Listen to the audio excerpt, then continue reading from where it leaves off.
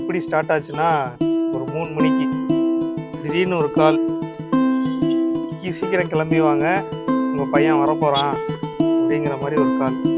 பதறி அடித்து ஒரு ட்ரெயினில் ஏறி உட்காந்தா ஆன் தி ட்ராவலில் ஒரு கால், நீங்கள் அப்பா ஆயிட்டீங்க. அது ஒரு மறக்க முடியாத ஒரு தருணம். அந்த கோச்சில் இருக்க எல்லாருமே எனக்கு விஷ் பண்ணாங்க, கங்க்ராச்சுலேஷன் விஷ் பண்ணாங்க. அது ஒரு அப்பாவாயிட்டோங்கிற ஒரு ஃபீல். இன்னொரு யாரே தெரியாத ஒருத்தர் விஷ் பண்ணும்போது இன்னும் ஒரு புது வேர்ல்டுக்குள்ளே போன மாதிரி இருந்துச்சு. அது ஒரு மிக்சட் ஃபீலிங்கோடு அந்த ஹாஸ்பிட்டலுக்குள்ளே போனது, போய் ஃபஸ்ட் டைம் பையனை பார்த்தது, பையன் என்னை பார்த்தது, அப்படி கண்ணு முழிச்சு என்னை பார்த்து ஒரு கிஸ் கொடுத்தோடனே ஒரு தலையை அப்படி ஷேக் பண்ணது. அது ஏன் ஷேக் பண்ணான்னு எனக்கு தெரியல, கொடுக்காதீங்கன்னு ஷேக் பண்ணானா இல்லை தாடி குத்துச்சுன்னு ஷேக் பண்ணானான்னு. பட் அந்த ஷேக் எனக்கு பிடிச்சிருந்துச்சு.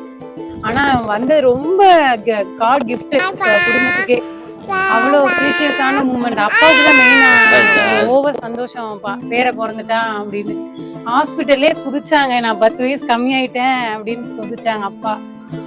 ரொம்ப மறக்க முடியாதனால. ஆனால் ஹஸ்பண்ட் தான் ரொம்ப மிஸ் பண்ணா. நான் வந்துட்டாங்க. எங்கள் அக்காட்ட சும்மாலாம் நான் பேசவே மாட்டேன். கல்யாணம் ஆனதுக்கு அப்புறம்லாம் பேசவே மாட்டேன். இவன் பிறந்ததுக்கப்புறம் எப்படா வீடியோ கால் பண்ணுவா, எப்படா இவனை பார்க்கலாம் அப்படிங்கிற போது தான் பண்ணுவேன். இல்லையா, அதுக்காண்டியே பண்ணுவேன், பார்க்கறதுக்காண்டியே பண்ணுவேன். இவன் பண்ணுற ஒவ்வொரு மூமெண்ட்டுமே இது புது எக்ஸ்பீரியன்ஸ் எனக்கு. இது மாதிரி எக்ஸ்பீரியன்ஸ்லாம் பண்ணதே கிடையாது. புது எக்ஸ்பீரியன்ஸாக இருந்துச்சு. இவன் ஒன்று பண்ணும்போது ஐயோ இது பண்ணுறான் அது பண்ணுறான்னு ஒரு கிளிப்பை கூட நான் விட மாட்டேன். ஒவ்வொன்றா வீடியோ எடுத்துக்கிட்டே இருப்பேன். இன்னைக்கு 1 இயர் ஆச்சுங்கிறதே நம்ப முடியல. எப்பட்றா நீ வளர்ந்த, டெய்லி இதே தான் சொல்லிட்டு இருப்பேன், எப்பட்றா வளர்ந்தான் அப்படின்ட்டு. இன்னைக்கு ஹாப்பி பர்த்டே செல்லக்குட்டிக்கு, ஹாப்பி பர்த்டே.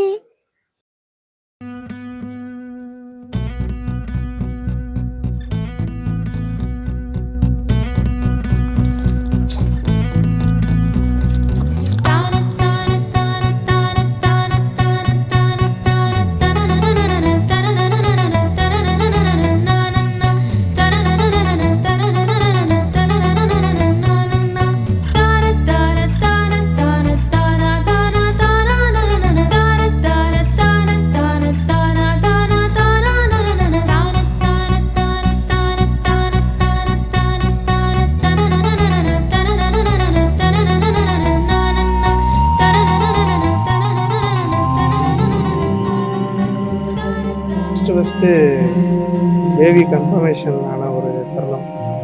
நான் கம்பெனிலேருந்து ரிட்டர்ன் வந்துட்டு இருந்தேன். அப்போது சடனாக ஒரு கால், சீக்கிரம் வீட்டுக்கு வாங்க அப்படின்னு. அப்போது கையில் உள்ளே போனவுடனே நான் பதறி போய் தான் உள்ளே ஓடினேன். ஏன்னா எனக்கு ஃபஸ்ட்டு பேபி அபார்ட் ஆயிடுச்சு. அதனாலேயே இது ஒரு பதட்டத்தோடு உள்ளே போனதுக்கு டக்குன்னு ஒரு ஸ்லிப்பு ஒரு பேப்பரில் அப்பா நான் வந்துட்டேன் அப்படின்னு சொல்லி எழுதி உள்ளுக்குள்ளே அந்த ப்ரெக்னென்சி கிட் இருந்துச்சு. அதுதான் ஃபஸ்ட்டு தருணம்.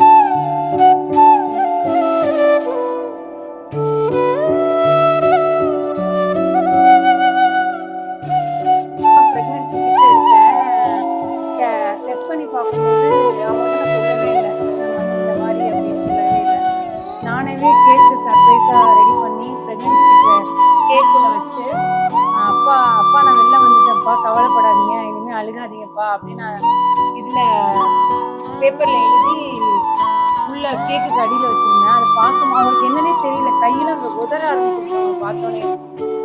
பார்த்துட்டு அந்த இதை கேட்டோன்னே கதறி அழுக ஆரம்பிச்சிட்டாங்க. அந்த ப்ரெக்னென்சி கிட்ட பார்த்தோன்னே வந்துட்டியா வந்துட்டியா அப்படின்னு சொல்லி ரொம்ப அழுக ஆரம்பிச்சிட்டாங்க. அந்த மூமெண்ட் என்னால் மறக்கவே முடியாது. அப்புறமா கேக் கட் பண்ணிட்டு நெக்ஸ்ட் டே வந்து டாக்டர் செக் பண்ண போனோம். போனோன்னா அன்னைக்கே ஹார்ட் பீட் பார்க்க சொன்னாங்க. வச்சு ஹார்ட் பீட் சவுண்டு கேட்க சொன்னோன்னே 2 பேருக்கும் அவ்வளோ அழுக தாங்க முடியல. ஃபஸ்ட்டு குழந்தைக்கு அவ்வளோது நாங்கள் ரொம்ப டிஎன்சி வரைக்கும் போயிடுச்சு. ரொம்ப கஷ்டப்பட்டோம். இவன் வந்து எல்லாத்தையும் ஃபுல்ஃபில் பண்ணிட்டான், ஃபேமிலியே ஃபுல்ஃபில் பண்ணிட்டான்.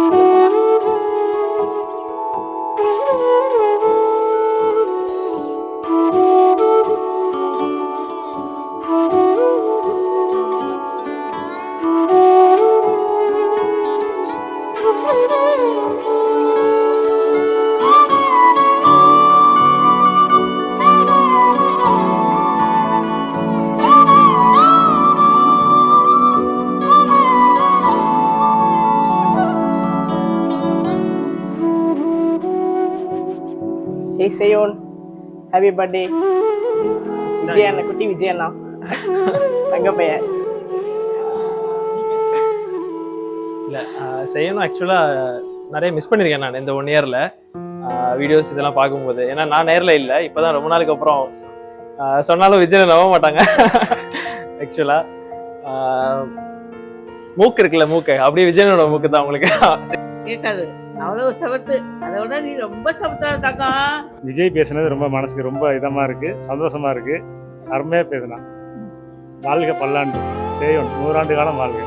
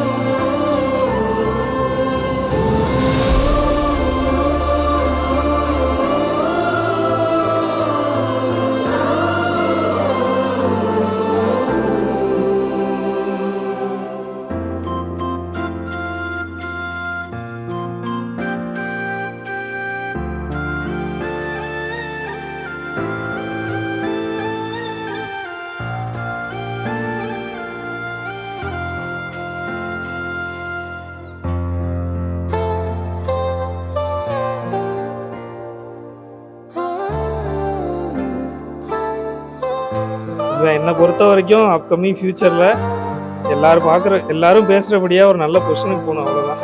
அதை அவன் டிசைட் பண்ணிக்கிட்டோம். அதில் நான் தலையிட மாட்டேன்.